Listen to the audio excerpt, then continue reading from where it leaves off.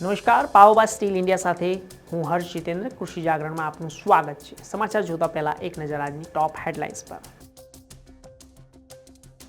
મોંઘા ટામેટાથી પરેશાન દિલ્હી અને મુંબઈને મળ્યા નીચા ભાવે ટામેટા. દિલ્હીમાં 15 ટન ટામેટાનું વેચાણ.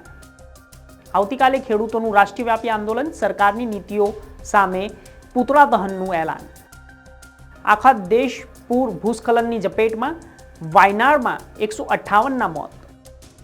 રાજ્યમાં વરસાદ બાદ મગફળીના પાકમાં ઈયળોનો ઉપદ્રવ. ખેડૂતોને પાક નિષ્ફળ જવાનો ભય. હવે ખેડૂતો કરી શકશે પોતાના પાકનું ઓનલાઈન વેચાણ, મળશે વધુ નફો. સમાચાર જોઈશું વિસ્તારથી.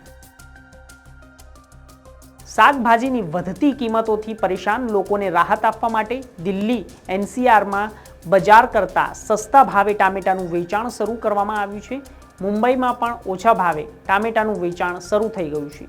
દિલ્હીમાં 18 જગ્યાએ ટામેટાનું વેચાણ થઈ રહ્યું છે અને મુંબઈમાં 4 જગ્યાએ વેચાણ શરૂ કરવામાં આવ્યું છે.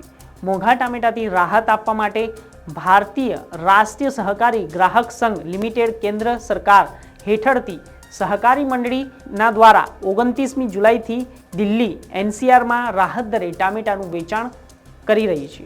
એનસીસીએફ અનુસાર મુંબઈમાં બુધવારે 31 જુલાઈથી ઓછા દરે ટામેટાનું વેચાણ શરૂ કરવામાં આવ્યું છે.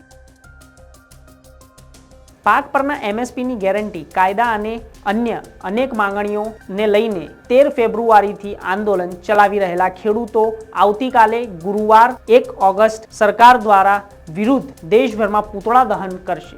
સંયુક્ત કિસાન મોરચા અને કિસાન મજદૂર મોરચાના નેતૃત્વ હેઠળ ખેડૂતો પંજાબ, હરિયાણાની સંભુ અને ખનૌરી સરહદ પર તેમની માંગણીઓને લઈને અડગ છે. તાજેતરમાં દિલ્હીમાં ખેડૂતોની રાષ્ટ્રીય પરિષદોમાં જ્યારે સપ્ટેમ્બર સુધી આ આંદોલનને લઈને એક કાર્યક્રમ જાહેર કરવામાં આવ્યો હતો. કેરળના વાયનાડમાં જિલ્લામાં ભૂસ્ખલનમાં મૃત્યુઆંક 158 પર પહોંચી ગયો છે, જ્યારે અન્ય સેંકડો લોકો ઘાયલ અને ફસાઈ ગયા છે. તો ભૂસ્ખલનના કારણે ઘરોમાં રહેતા લોકો પર ભારે નુકસાન પડ્યું છે. તો જ્યારે ઘર ધરાશાયી થઈ ગયા છે, નદી નાળાઓ છલકાઈ ગયા છે, લોકોને બચાવવા અને શોધવાના પ્રયાસો હજુ ચાલુ છે. અને સાથે વાત કરવામાં આવે તો સેનાની ડિઝાસ્ટર રિલીફ ટીમ મદદ માટે લાગેલી છે. તો વાયનાડના ભૂસ્ખલનમાં 158 લોકોના મૃત્યુ પછી રાજ્યમાં 2 દિવસીય લોકોને ધ્યાનમાં રાખીને શોક વ્યક્ત કરવામાં આવ્યો છે, જ્યારે કેરળ સરકાર દ્વારા સચિવાલયના રાષ્ટ્રધ્વજને અડધી દાંડી પર કરી દેવામાં આવ્યો છે.